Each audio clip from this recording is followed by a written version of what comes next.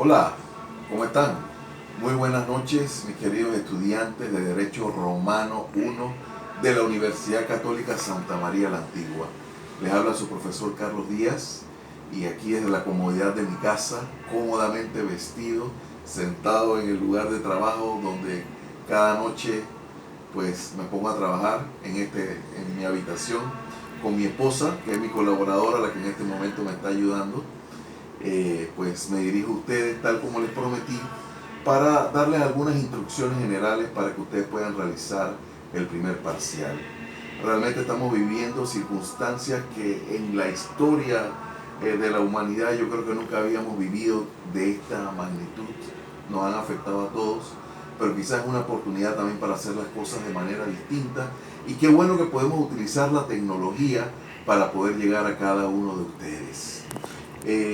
No puedo dar una clase magistral porque no puede ser tan largo, pero sí quiero repasar algunos conceptos que habíamos visto anteriormente y con ello terminar el material de las primeras 55 páginas del material que se les hizo llegar por correo electrónico para que puedan realizar el primer parcial que voy a enviar junto a este video. Si mal no recuerdo, en la última clase estuvimos hablando un poco de la transición de la forma de gobierno llamada monarquía a la forma de gobierno llamada república. Recuerden que en la historia de Roma existieron tres formas de gobierno: la monarquía, caracterizada por el poder absoluto del rey, un poder absoluto unipersonal, el todopoderoso, jefe militar, jefe político, jefe religioso, el juez supremo. Todo el poder recaía en la figura del rey, y junto a él lo acompañaban pues este cuerpo de asesores que ya hemos mencionado, que estuvo durante toda la historia de Roma, que fueron los senadores, y también estaban los comicios, que era el pueblo reunido, pero solo los varones de la clase patricia. Y estuvimos hablando precisamente de esa división de clases que estuvo en Roma, la clase entre los patricios y la clase de los plebeyos. Yo les expliqué en clase de que no se sabe a ciencia cierta si los patricios eran los ricos y los plebeyos los pobres, si los patricios eran los que tenían tierra y los plebeyos no. Pero algunos autores lo que señalan es que más que todo esta división de clase tiene como razón de ser el origen de los pueblos. Las familias fundadoras de Roma, los que estaban en la ciudad de Roma, eran la clase de los patricios, y aquellos de los pueblos conquistados por el ejército romano eran la clase plebeya. Lo cierto es que hubo una lucha de clases tremenda porque no había una igualdad de derechos. Yo expliqué en clases de que habían diferencias importantes tanto en el ámbito público como en el ámbito privado como en el ámbito religioso, y expliqué qué significa cada uno de eso, y eso está en las páginas, así que no voy a volver a hablar de eso. Pero sí es importante recordarles que esa lucha de clase fue uno de los factores detonantes que provocó la caída de esa primera forma de gobierno llamada monarquía para dar paso a la forma llamada república. El último rey, recuerdan que fue un rey etrusco, Tarquino el Soberbio, quien fue asaltado por dos cónsules, los jefes militares, que los sacan de la ciudad de Roma y toman el poder para dar paso a una nueva forma de gobierno que se fue formando poco a poco, donde ese poder unipersonal que recaía en la figura del rey, poco a poco se fue entregando a distintos funcionarios llamados magistrados jurisdiccionales, que fueron apareciendo durante la historia romana en esta nueva forma de gobierno llamada república.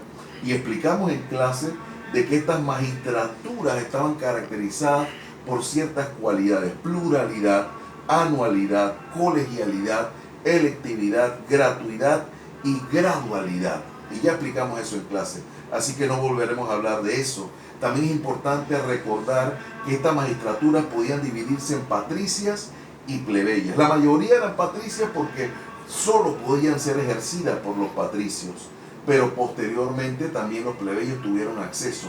Y la primera magistratura plebeya, que en alguno de los grupos mencioné, fue el tribuno del pueblo, que es un antecedente directo de lo que hoy es el defensor del pueblo en los países.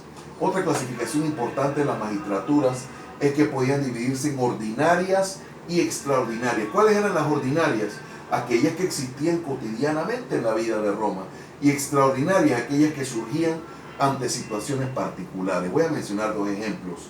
Los decemviros fueron magistraturas extraordinarias. Fue un cuerpo que se formó para crear una ley especial, de la cual les voy a hablar un poquito hoy y que ustedes van a investigar en casa, y es la ley de las 12 tablas.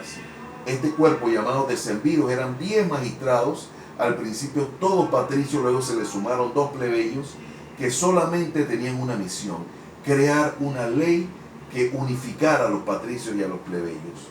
Igualmente, otra magistratura extraordinaria podemos mencionar el dictador, que es una figura que solo va a surgir en momentos de guerra, en momentos de peligro, donde todo el poder vuelve a concentrarse en un solo magistrado, y ese magistrado se llamó dictador y ocupaba el cargo por 6 meses. Cuando pasaba el peligro, ya todo volvía a la normalidad y volvían a aparecer las magistraturas patricias que ya hemos conocido anteriormente y que no volveremos a ella, que son los cónsules, los prétores, los censores, los ediles curules y los cuestores. Ya vimos en clase la función de cada uno de esos magistrados jurisdiccionales. Unos se encargaban de administrar justicia, otros se encargaban exclusivamente de dirigir la guerra, otros de realizar el censo, otros del cuidado de la ciudad, del ornato, del orden de los mercados públicos, en fin, ya lo estudiamos en clases. Vimos que tenían un orden jerárquico encabezado por los cónsules, debajo los pretores, los censores, y vimos cómo entre ellos podían ejercer un control o veto llamado intercesio, pero también los de mayor jerarquía podían ejercer un control a los de menor jerarquía. También vimos, y creo que fue lo último que abordamos en clase, que había unas magistraturas del cursus honorum inferior que se encargaban de acuñar las monedas, de cuidar las cárceles y de representar al prétor en las provincias, porque el prétor era el juez. Y acuérdense que al principio había un solo prétor, el que administraba justicia entre los ciudadanos, era el prétor urbis o urbano, y muy posteriormente surgió el prétor peregrino, que administraba justicia entre peregrinos, o sea, extranjeros, y ciudadanos, o exclusivamente entre extranjeros. Pero no se daban abasto, Roma crecía y se expandía. Entonces ahí es donde viene el prefecti iuridicundo, que es un magistrado jurisdiccional del cursus honorum inferior, que va a representar al prétor en las provincias. De estas magistraturas también es importante hablar del derecho que tenían a proclamar las reglas que iba a regir su mandato. Esto se llama el ius edicendi, y yo lo expliqué cuando hablamos del prétor, pero no solo era exclusivo del prétor. Todos estos magistrados tenían derecho, al principio de su cargo, de su mandato, tenían el derecho a establecer las reglas del juego, porque no habían suficientes normas en ese tiempo. Ahora casi todo está escrito, aunque el derecho siempre es evolutivo y cambiante, pero existe un cuerpo normativo que nos rige. En ese tiempo esa no era la realidad. Entonces cada uno de ellos tenía la oportunidad de dictar las reglas que iban a regir su mandato, y esas reglas se dictaban a través de unas tablas de madera de color blanco, por eso se llamaban álbum. Y yo expliqué que se fijaban en las plazas, en las iglesias, en los mercados, porque en ese tiempo no había internet, no había página web, no había redes sociales, de manera que esta era la forma en que ellos transmitían esas reglas del juego. Es importante mencionar que estas reglas del juego se les llamaban edictos, y se llamaba edicto perpetuo porque se mantenían vigentes mientras esa autoridad estuviera en el poder. Lo normal era que no cambiara durante su periodo, es decir, por un año. Cuando venía una nueva autoridad, podía cambiar las reglas. Entonces el edicto se llamaba traslaticio. O podía acoger las reglas. Entonces era un edicto traslaticio. O podía cambiarlas. Entonces era un edicto novum, un edicto nuevo. Y también podía ocurrir que un mismo prétor pudiera cambiar sus propias reglas antes de que terminara el año. Esto no era normal, y esto es lo que se llama un edicto repentino. Es importante también que ustedes recuerden que estos edictos, ese conjunto de reglas dictadas, de acciones, de medidas procesales, creadoras del derecho, van a conformar una nueva fuente del derecho romano, además del derecho civil, además de la costumbre de los antiguos, que era la forma en que Roma venía regiéndose, surge una nueva fuente del derecho llamado derecho honorario o pretoriano, que repito, es ese conjunto de medidas más que todo procesales, ¿verdad?, que van a surgir a través de los edictos del pretor, pero no únicamente del pretor, también de los ediles curules, de los gobernadores de las provincias, pero principalmente del pretor, y por eso se le conoce esta fuente como derecho pretoriano, además de derecho honorario. Pero ahora quiero que volvamos un poquito a la crisis de los patricios y los plebeyos, esa lucha social de clase tan marcada que duró siglo y medio, imagínense, más de 150 años. Y yo les dije en clase que los plebeyos eran mucho más en cantidad. Claro, mientras Roma crecía, había más extranjeros, y los extranjeros eran plebeyos, y los patricios eran las familias originales de Roma.